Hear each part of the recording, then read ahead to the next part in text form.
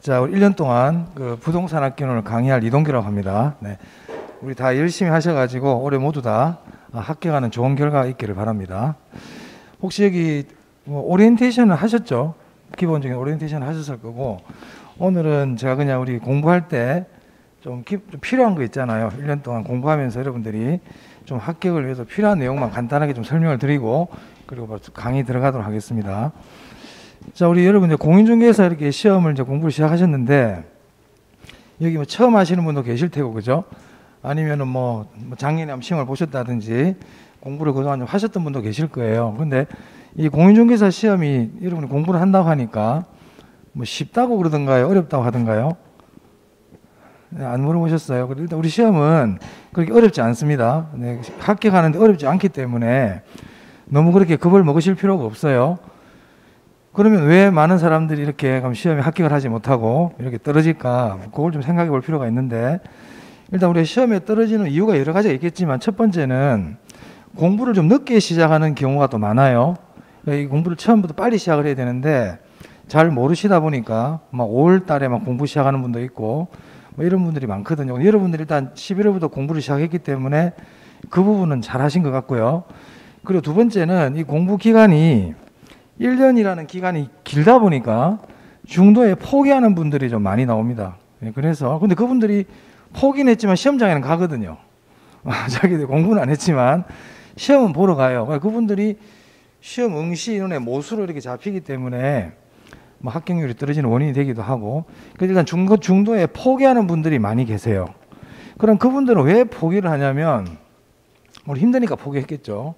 그런데 왜 그분들이 포기한 이유를 보면, 일단 우리 공부하시는 분들이 다 성인분들이고 사회생활을 다 하시잖아요. 그죠? 그러다 보니까 이 공부하고 다른 일하고 이렇게 우선순위를 둘 때 공부가 우선순위에서 밀리는 거예요. 그래서 무슨 일이 생기면 그 일을 하러 가버리고, 뭐 집안일을 본다든지 뭐 이런 쪽에 신경을 많이 써버리고 공부를 조금 이렇게 뒤로 두는 경우가 많아요. 왜냐하면 그건 이제 본인이 힘드니까 그러겠지. 힘드니까, 그죠? 그래서 여러분들은 올해 일단 이 공인중개사 합격을 우선순위로 두고 공부하시기 바랍니다. 예. 왜냐하면 이게 시험 기간이 1년이라는 긴 기간이기 때문에 이 정신력이 아주 중요합니다. 그리고 공부를 하는 게 여러분들이 그동안 안 하시던 공부를 갑자기 하다 보니까 힘들거든요. 공부도 뭐 내용도 힘든 거, 내용이 힘들다기보다는 이 공부 자체가 힘들어요. 매일 학원에 오는 것도 힘들고, 네, 뭐 책상에 앉아 있는 것도 힘들고, 이 과정 자체가 힘들어요. 안 하시던 거기 때문에. 그래 가뜩이나 힘든데 옆에 무슨 일이 생기면 뭐 잘 됐다 이런 핑계 해가지고 그냥 관두고 이런 경우도 자주 있습니다. 그래서 우선순위를 이 공부에다 두셔가지고 올해 꼭 합격해야 되겠다. 이 본인의 다짐이 매우 중요합니다.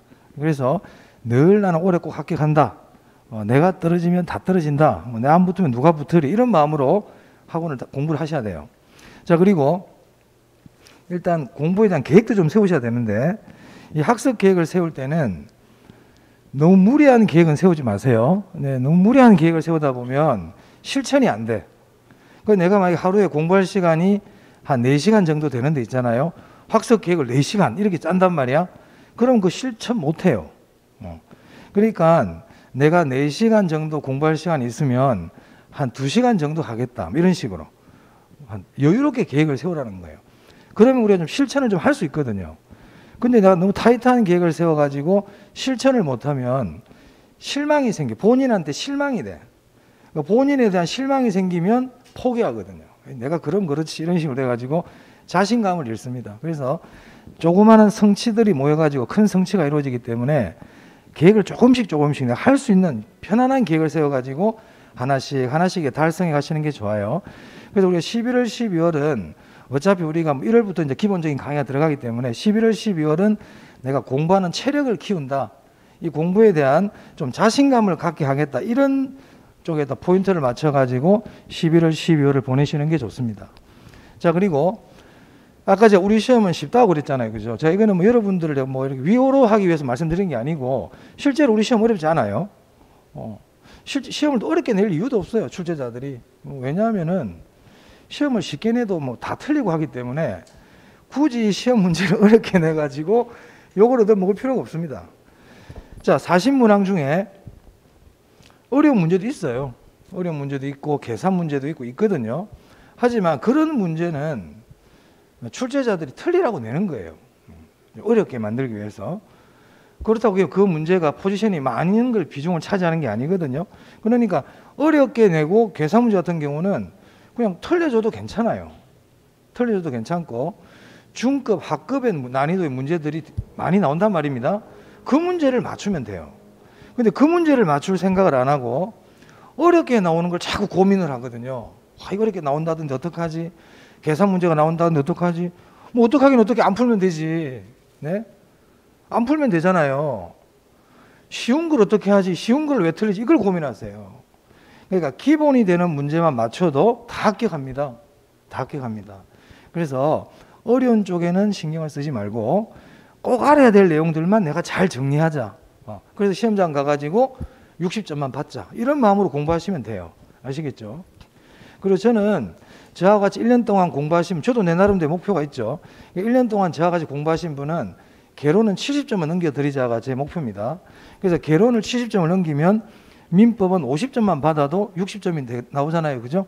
그래서 충분히 합격할 수 있는 시험이니까 너무 염려하지 마시고 열심히 하시면 되고요. 그리고 학원엔 절대 결석하시면 안 돼요. 결석하면 포기해요.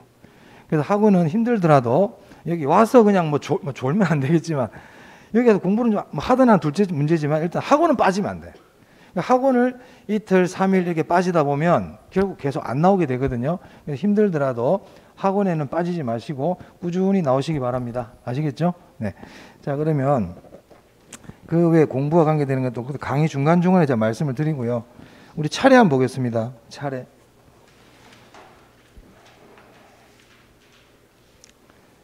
네, 차례 보시면 부동산학 개론 해가지고 제1과목 부동산학 개론 이렇게 돼 있죠. 이 부동산학 개론은 크게 세 파트로 이루어져 있습니다. 그 1편에 부동산학 총론이 있고요. 이 부동산학 총론은 한 두세 문제 정도 출제가 됩니다. 네, 올해는 3문제가 여기서 나왔어요. 네. 자, 그리고 2편부터 7편까지 30문항에서 31문제 정도 나오고요. 이걸 강론이라 그래요. 2편부터 7편까지 모아서 강론. 그리고 8편이 감정평가인데 감정평가에서 한 7문제 정도 출제가 됩니다. 그래서 40문항이 출제가 된다. 이렇게 보시면 되겠고. 자, 그러면 우리 책 교재요. 8페이지 한번 보겠습니다. 8페이지.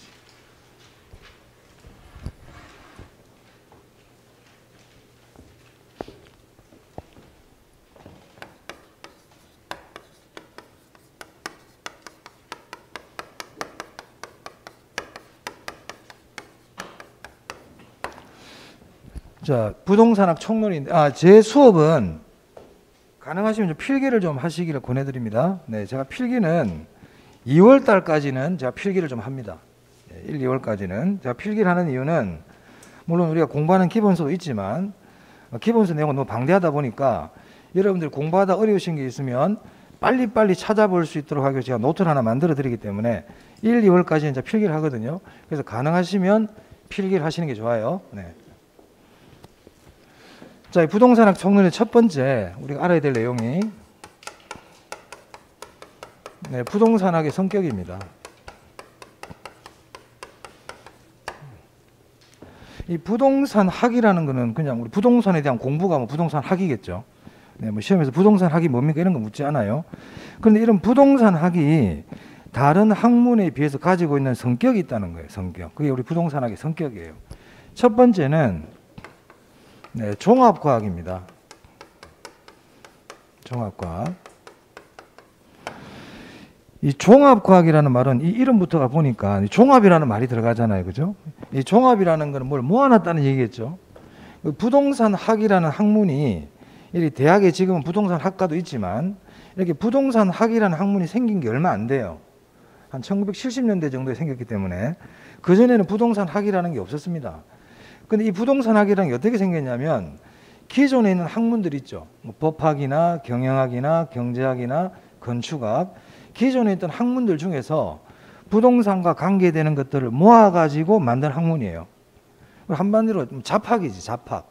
잡탕.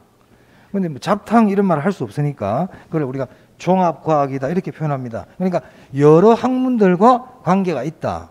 여러 학문들을 모아두었다. 뭐 이런 내용이 되겠습니다. 종합과학. 자, 두 번째.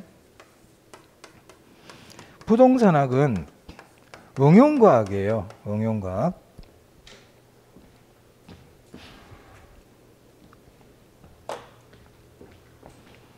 이 응용과학의 반대말이 뭐냐면 순수과학입니다. 순수과학이라는 것은 말 그대로 학문으로서의 그냥 의미를 갖고 있는 거예요. 탐구 목적이죠. 근데 이런 학문으로서의 목적으로 끝나는 게 아니라 이게 인간 생활에 적용이 되면 이걸 응용과학이라 그래요. 부동산학은요, 인간이 꼭 들어가야 돼요. 인간이. 우리 부동산학의 연구 목적도 부동산과 인간과의 관계 개선을 목적으로 하거든요. 그래서 인간이 들어가 있지 않는 부동산학은 없어요. 그러니까 인간과 관계없는 부동산은 연구 대상도 되지 않습니다. 그래서 부동산학 그러면 인간이 꼭 그 안에 들어있다 이렇게 생각하셔야 돼요. 그래서 부동산학은 순수한 학문이 아니고 인간 생활에 적용, 응용하는 응용과학입니다. 자, 그리고 인간 생활과 관계되는 것을 연구하는 학문을 사회과학이라 그래요. 사회과학. 인간과 관계된 학문이에요. 근데 인간과 관계없이 순수한 자연 현상만을 연구하는 학문을 자연과학이라 그럽니다. 그래서 사회과학의 반대말이 자연과학이에요. 자, 네 번째. 부동산학은 구체적인 학문이에요.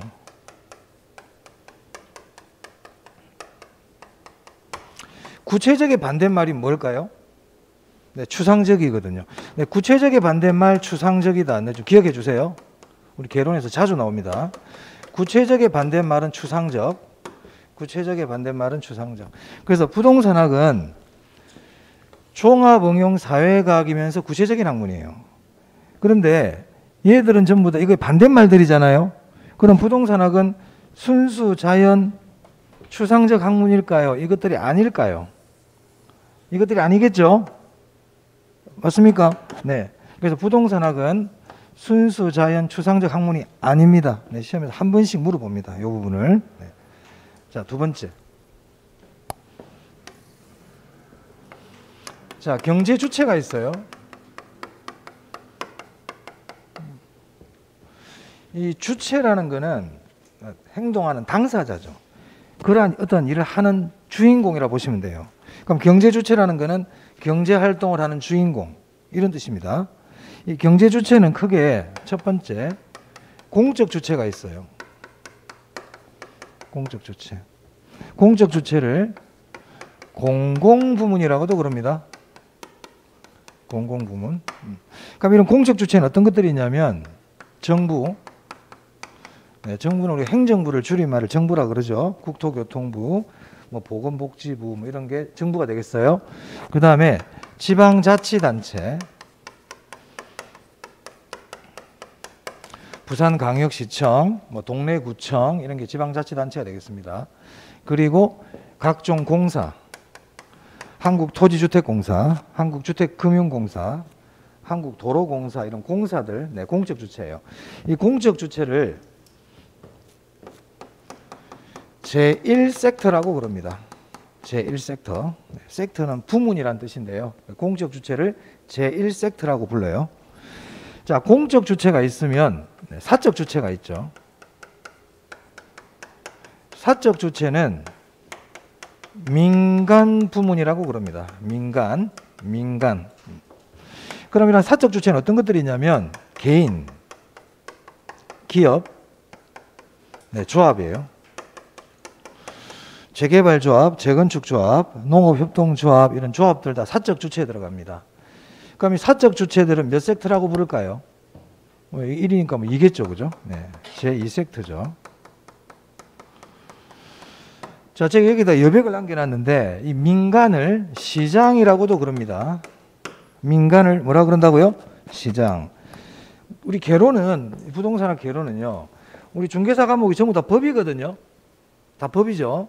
민법, 공법, 중개법, 공시법, 세법 다 법이잖아요. 이 개론만 이론이에요.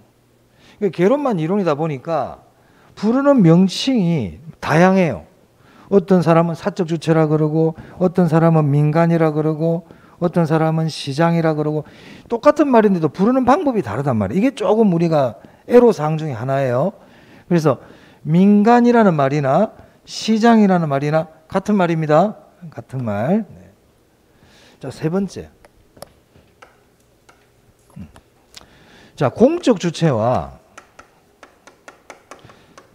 사적 주체가 공동으로도 할 수 있다는 거죠. 요즘 좀 뭐 우리나라 전국적으로 시끄러운 뭐 민간 공동개발 이런 거 있잖아요. 민간 공동개발. 그러니까 공공과 민간이 같이 힘을 하더라는 거예요. 그럼 이 경우는 몇 섹터일까요? 네, 1, 2, 3이겠죠? 제 3섹터입니다. 예전에 시험에 나온 적이 있습니다. 이게 제 2섹터라고 한다 이래가지고 제 3섹터입니다. 자, 그래서 공적 주체, 사적 주체, 공동 요 세 가지 봤어요. 경제 주체. 네. 자, 그 다음에요.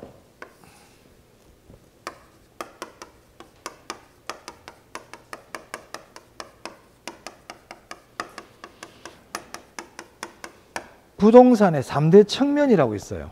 부동산의 3대 측면. 이 3대 측면이라는 거는 3대 관점 이렇게 보셔도 돼요. 자, 저 예를 한번 들어보겠습니다. 자, 산이 있는데 이 산에 대학교의 조경학과 교수님하고 경영학과 교수하고 법학과 교수 세 분이 산에 올라갔어요. 산에 올라가가지고 그 산을 보더니 조경학과 교수는 참 경치가 아름답다. 물도 맑고 공기도 좋고 그러니까 산을 보는 그대로 이렇게 평가를 하시는 거예요.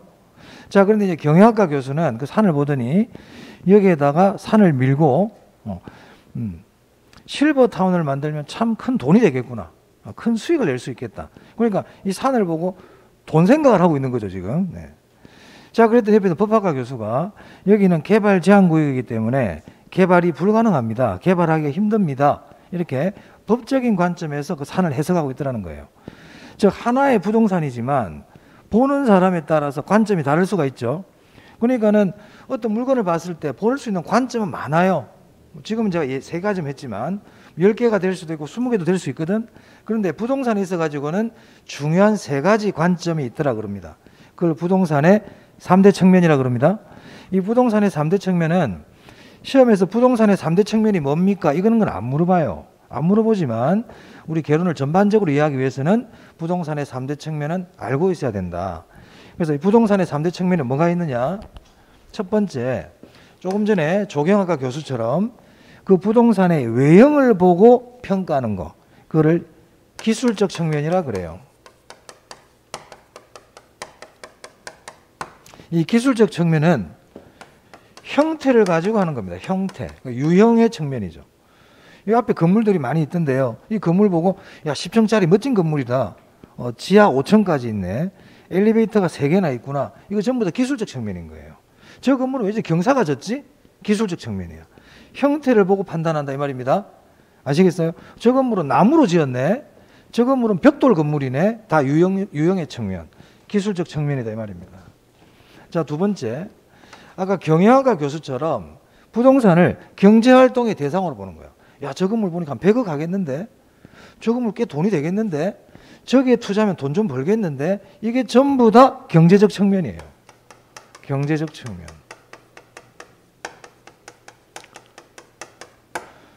니 어저께 땅 샀다면서? 그 땅 샀다면서 이 땅은 경제적 측면에서 얘기하는 거예요, 이 사람이 지금. 땅 샀다면서 이거. 자, 세 번째요.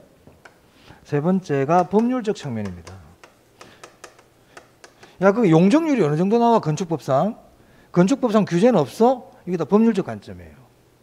법률적 측면.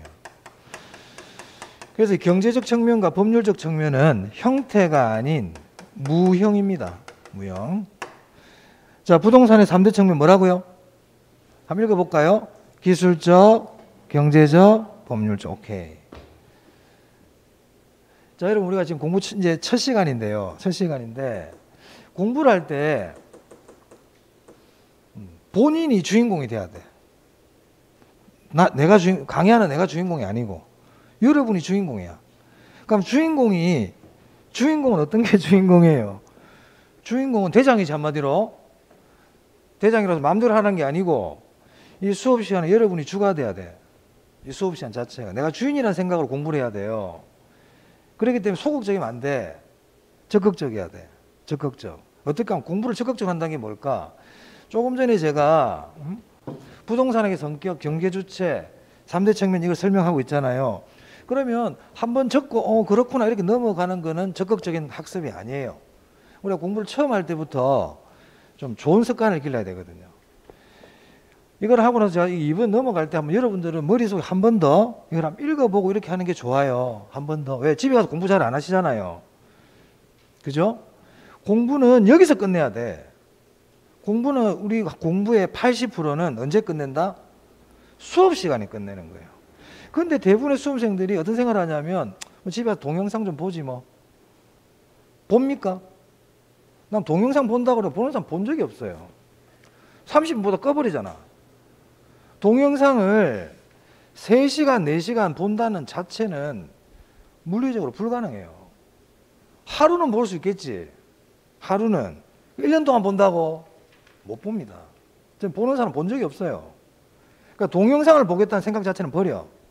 동영상은 어쩔 수 없을 때 보는 거예요. 내가 학원을 못 왔다든지 수업 시간에 그때 내가 깜빡 졸아가지고 못 들은 부분을 본다든지 이때 이용하는 거지.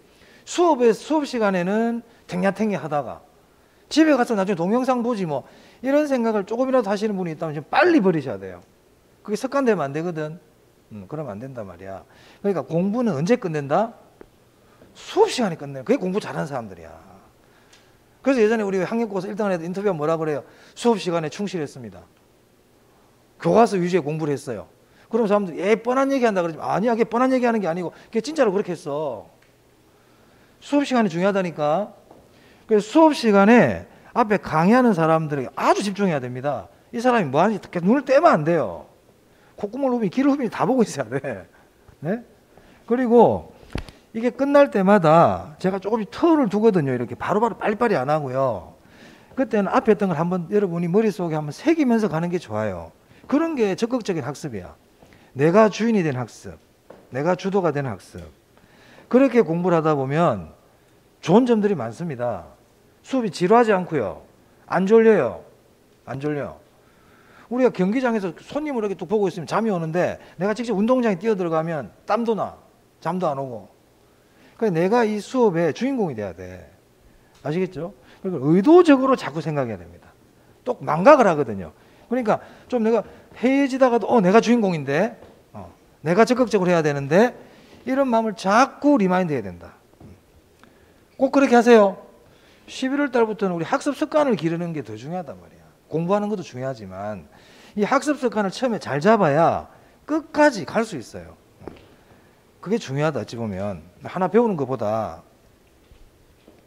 자, 3대 측면 뭐라고요? 기술적, 경제적, 법률적. 네, 그렇습니다. 자, 그 다음에 네 번째, 효율성과 형평성입니다.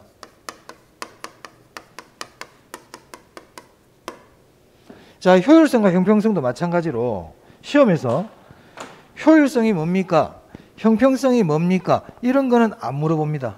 안 물어보지만 효율성과 형평성이 뭔지를 알아야 우리 개론을 전반적으로 이해하는 데 도움이 돼요. 그래서 아셔야 돼요. 뜻을. 자, 효율성이 뭔지 한번 볼게요. 효율성. 형평성.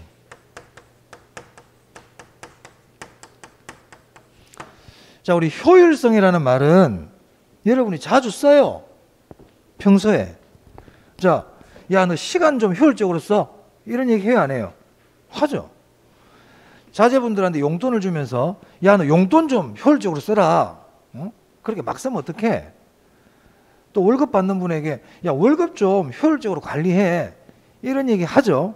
한단 말이에요. 자, 그런데 공기를 효율적으로 써라. 뭐 이런 말 합니까? 공기를 효율적으로 써라. 이런 말 안 하거든요. 길에 널려있는 낙엽을 좀 효율적으로 사용해봐봐. 돌멩이 좀 효율적으로 사용해봐봐. 이런 말 안 해요. 그러면 제가 앞에서 얘기한 시간, 돈 이거 하고 공기, 낙엽 이거의 차이점이 뭐예요? 알고 있지만 대답 안 하는 거죠 지금. 시간과 돈은 한정돼 있잖아. 풍부한 게 아니죠. 무한한 게 아니잖아요. 한정돼 있단 말이에요. 하지만 공기 무한하잖아. 우리 자유재라 그러는데. 그러니까 이 효율성이라는 거는 한정된 자원의 이용과 관계에 있어요. 한정된 자원의 이용과 관계에 있다.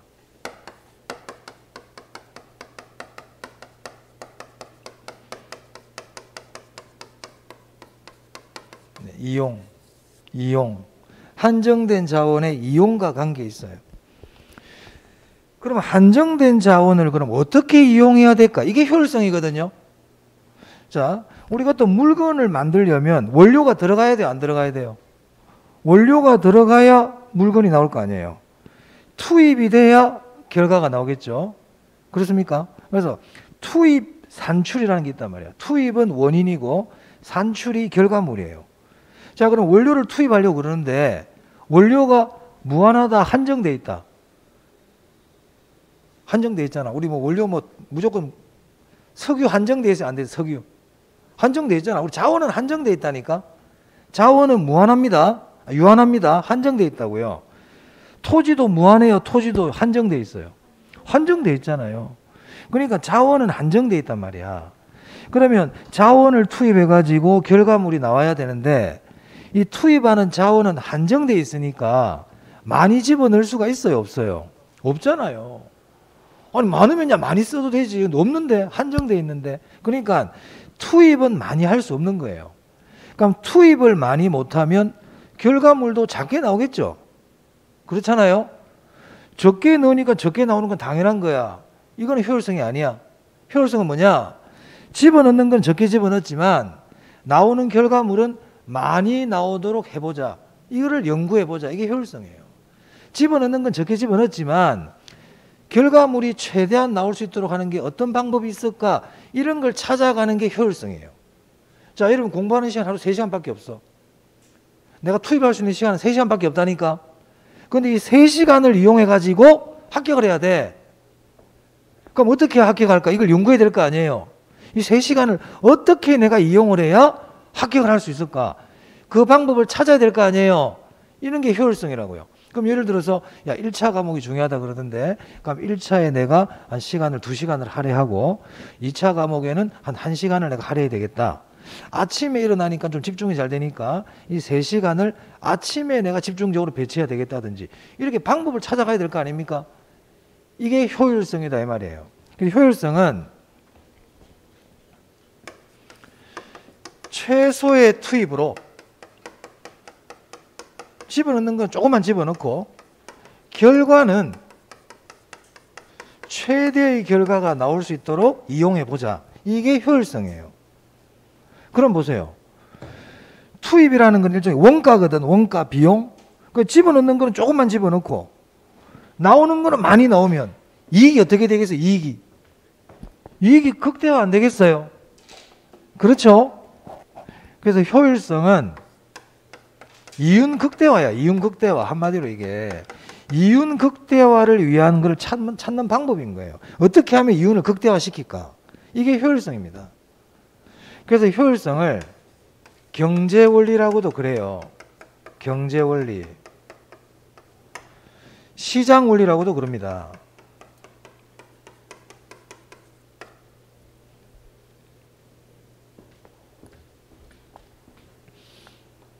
자, 질문 하나 해보겠습니다. 그럼 이 효율성은요, 아까 저기 공적 주체가 있고 사적 주체가 있었죠? 그럼 효율성은 공적 주체가 중요시할까요? 사적 주체가 중요시할까요? 사적 주체가 중요시하겠죠. 아까 여기 있네. 여기 시장. 그죠? 그래서 효율성은 사적 주체가 더 중요시합니다.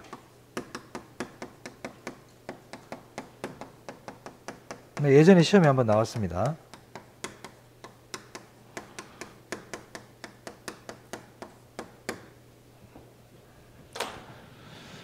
자, 효율성 봤고요. 효율성. 자, 그 다음에 형평성이에요.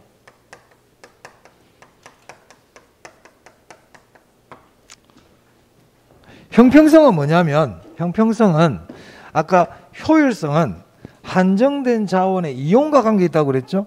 근데 형평성은요, 분배와 관계 있어요. 분배.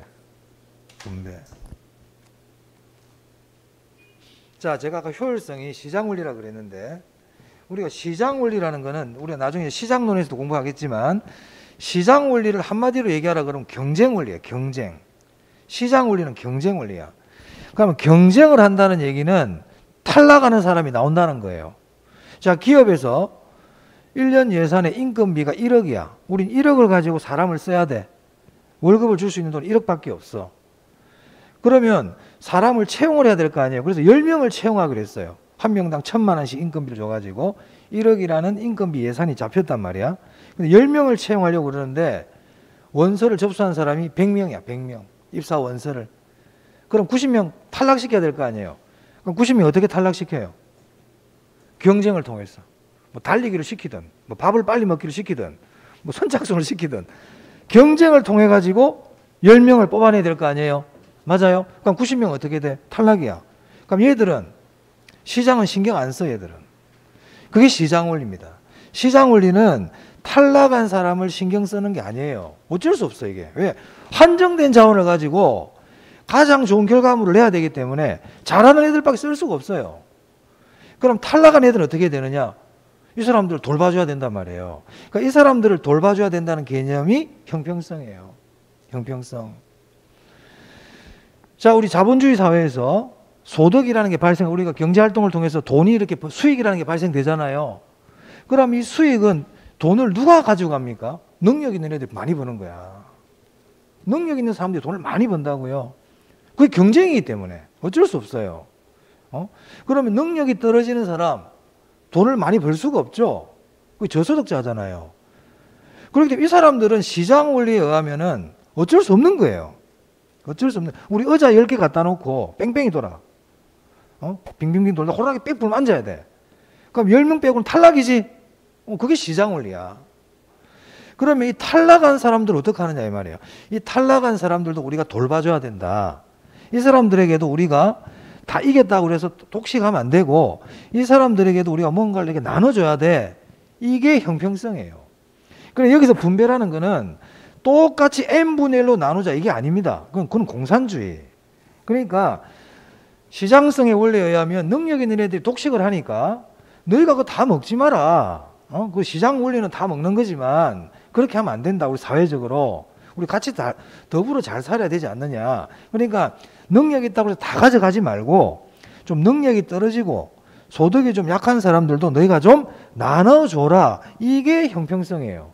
아시겠죠? 그래서 여러분들 형평성이라는 말이 나오면 저소득층을 항상 떠올려야 돼요.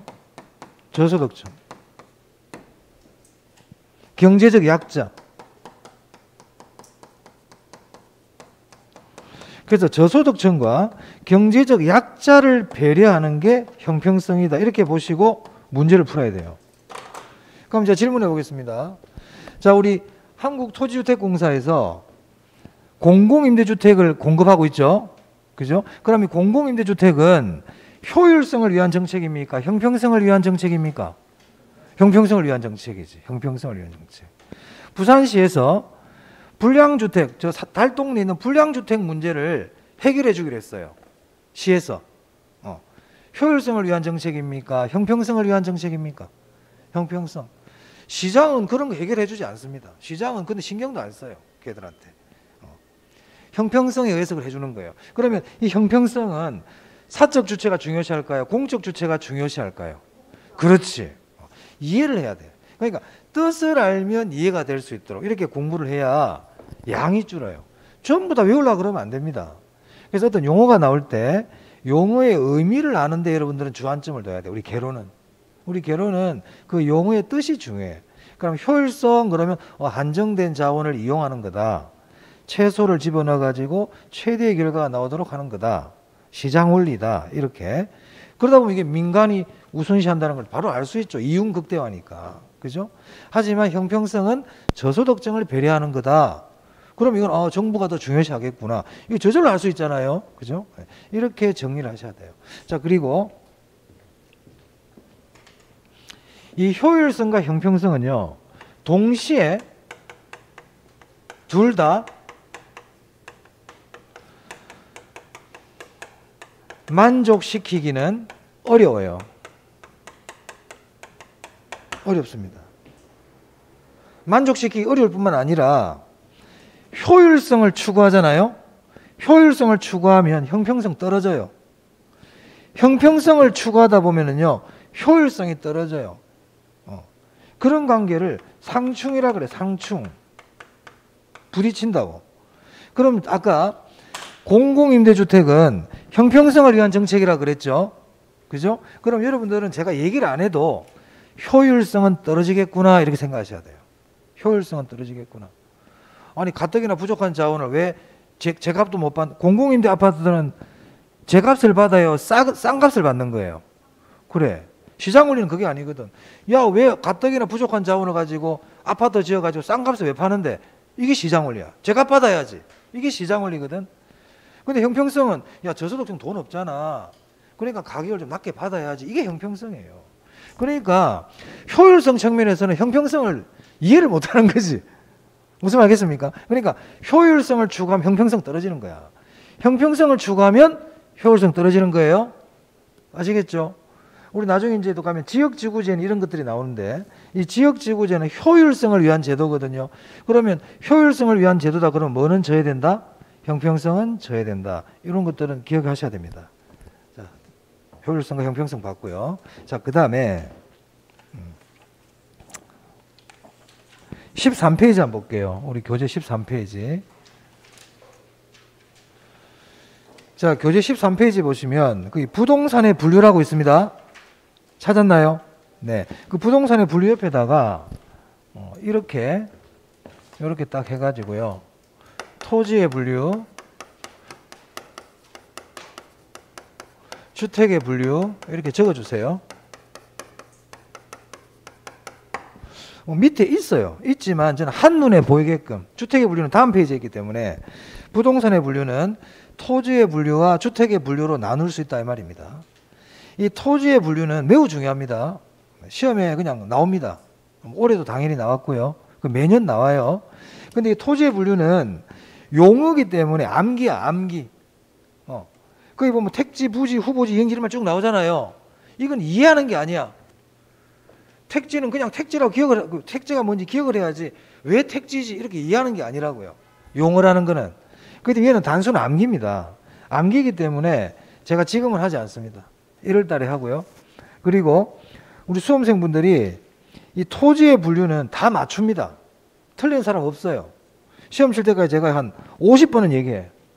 그게 안 틀려. 안 틀리니까 걱정하지 마시고요. 근데 오늘은 그 양가로 이번에 후보지와 이행지 있죠? 이 부분만 제가 설명을 드릴게요.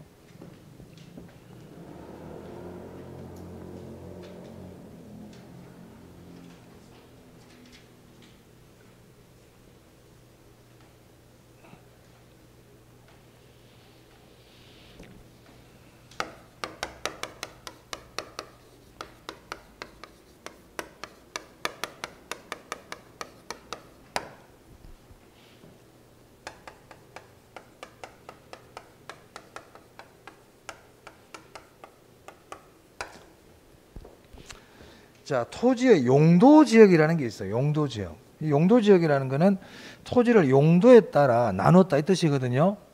혹시 공법 하셨겠다 그죠? 오늘 금요일이니까 이번 주 공법 첫 시간 하셨겠네요. 혹시 공법 시간에 용도지역이라는 거 혹시 배우셨나요? 아직 안 배우셨어요? 나중에 공법, 제가 왜 얘기를 하냐면 공법 시간에도 가면 용도지역이라는 용어가 나와요. 공법 시간에. 근데 공법 시간에 나오는 용도지역하고 제가 지금 말씀드릴 용도지역하고 좀 달라요. 그래서 제가 이제 공법을 얘기한 이유는 공법 시간에 저렇게 얘기했는데 왜 개론은 이렇게 얘기하지? 이런 생각 하실까봐 제가 미리 말씀드립니다. 미리. 자, 우리 개론은 이론이라 그랬습니다. 법이 아니고 학자들이 하는 이론이야, 이론. 근데 우리 나머지 공법 같은 경우는 공법이라는 게 부동산 공법이라는 법은 없어요. 그러니까 공법이라는 거는 국가가 국민을 규제하는 법이거든요. 국가가 국민을 대상으로 규제하는 법이 공법이에요. 예를 들어서 어떤 사람이 유사 딱 때렸어. 폭행. 그러면 때린 사람 감옥에 가잖아요. 국가가 잡아가 이리 와 해가지고 감옥에 보내버리죠. 이런 게 공법이야. 국가가 국민을 규제하는 법이 공법이에요. 그럼 우리 부동산은 사회성, 공공성이 강하기 때문에 내 마음대로 할 수 없어요. 여기 내 땅 있다 그래가지고 여기다 농사 지으면 돼요? 여기 돼지 키우면 돼? 안 되지. 내 땅인데도 안 돼. 국가가 규제를 한다니까. 그래서 부동산을 이용할 때 국가가 규제를 합니다. 그러니까 부동산을 규제하는 모든 법을 부동산 공법이라 그래. 그럼 그 안에는 국토계획 및 이용에 관한 법률이라든지, 도시개발법이라든지, 정비법이라든지, 산지관리법이라든지 이런 법들이 있거든요. 이런 법들을 모아서 부동산 공법 이렇게 얘기하는 거예요. 자, 그러면 국토계획 및 이용에 관한 법률에 보면 우리나라에 용도지역이라는 게 있어요. 도시지역, 관리지역, 농림지역, 자연환경보전지역 이렇게 용도지역을 나눠놨거든요. 근데 제가 지금 말씀드릴 용도지역은 그게 아니에요.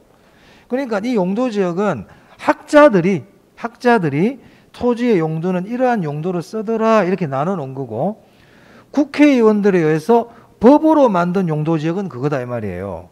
무슨 말 알겠습니까? 네, 그런 차이점이라고 보시면 되겠습니다.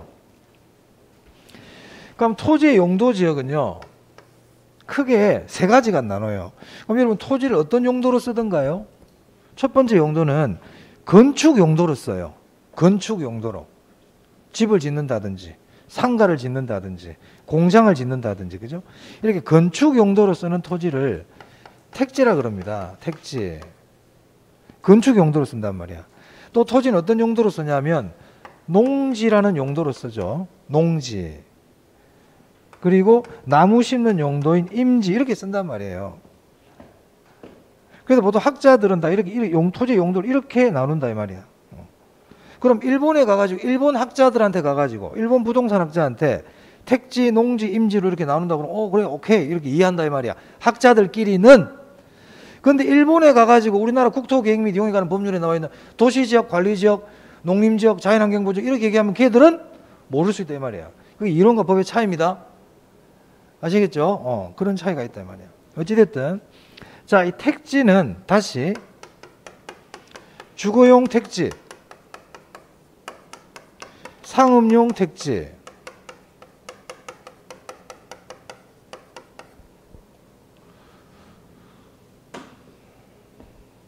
공업용 택지로 나눌 수 있어요. 그래서 우리가 보통 택지 그러면 주, 상, 공 보통 이렇게 기억을 합니다. 주, 상, 공. 그 우리 교재 13페이지 보면 그게 택지라고 있어요. 그죠? 있어요. 다음에 농지인데요. 농지는 밭농사, 전, 물을 대서 농사 짓는 논, 답이라 그러죠. 과일 농사로 이용되는 과수원 이렇게 나눕니다. 그리고 임지는 주로 땔감용 나무를 심는 신탄림, 건축 자재용 나무를 심는 용재림 이런 식으로 나눌 수 있어요. 여러분들 이거는 조금 기억을 해주시는 게 좋겠어요. 기억을 해주시는 게 좋겠습니다. 제가 기억하라는 좀 외우세요, 기억해 주세요 이거는요 5월까지는 외워주셔야 돼요. 5월까지. 우리 1차 과목은 5월까지는 어느 정도 기본기가 돼야 돼. 5월까지는. 좀 기억해 주시는 게 좋아. 자, 그 다음.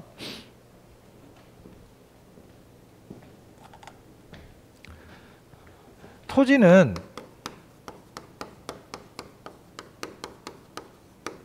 용도의 변경이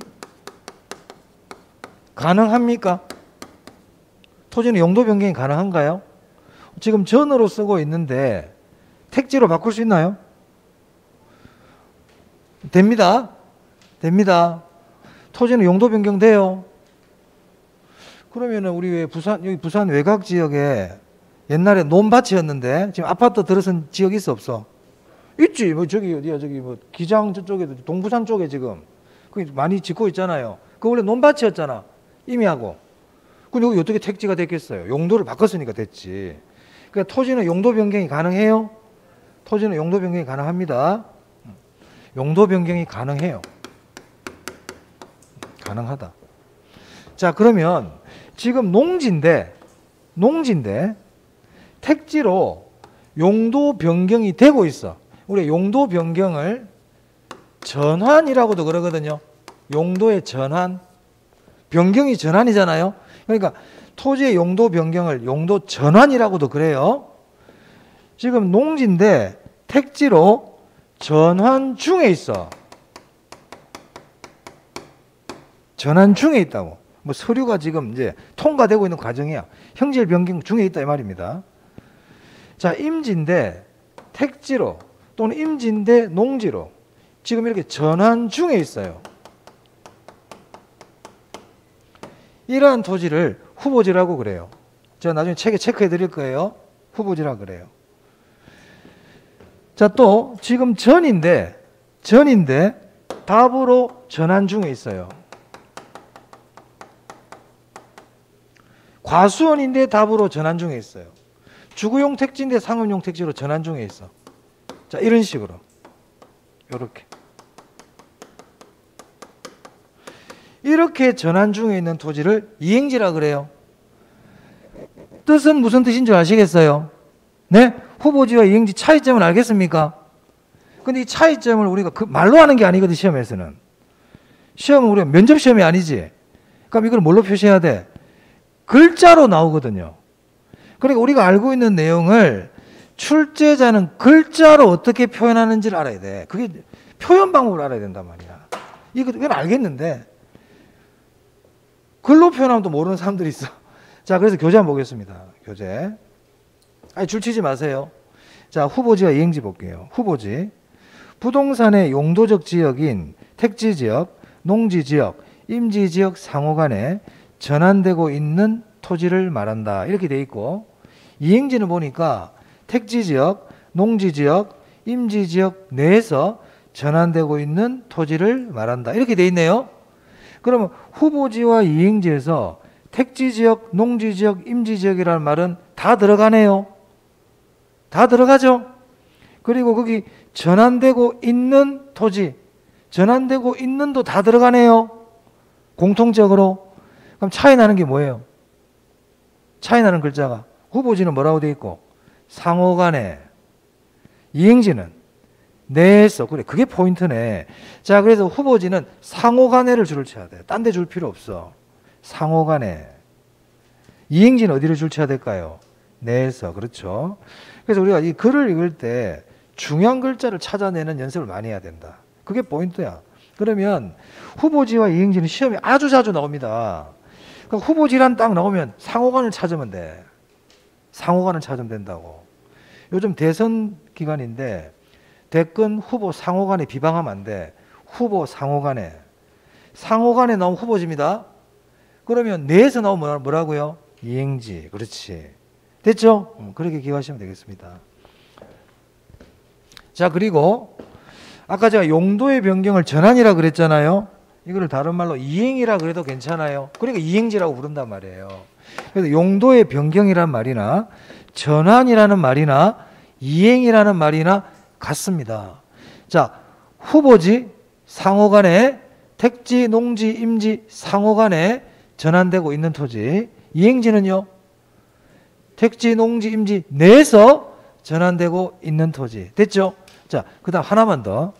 거기 전환되고 있는 데 있죠? 있는 동그라미 하세요. 있는을 동그라미를 따게. 그럼 전환되고 있는 이 말은 전환이 끝났다는 겁니까? 지금 전환 중에 있다는 겁니까? 전환 중에 있다는 거예요. 전환이 끝나버린 토지는 후보지니 이행지 이런 말 안 써요. 어제 우리나라 축구 이겼다고 그러던데. 자, 축구 후보 선수가, 여러분 축구장 가보셨어요? 축구장 가면 후보 선수들은 가만히 벤치에 안 앉아 있어요. 막 뛰고 있어요. 옆에 몸 푼다고. 전환 중이야. 지금 전환 준비하고 있어. 그렇게 막 전환 준비를 하고 있을 때 우리가 후보라는 말을 쓰지, 이 사람이 이제 경기장에 들어간 순간에는 후보라는 말을 안 쓰죠.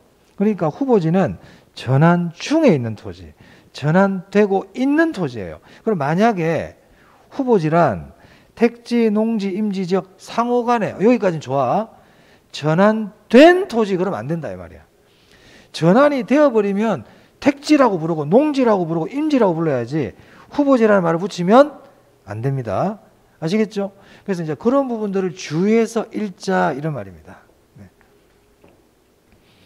자, 후보자 이행시까지 했고요. 한 10분만 쉬었다가 또 계속 하겠습니다.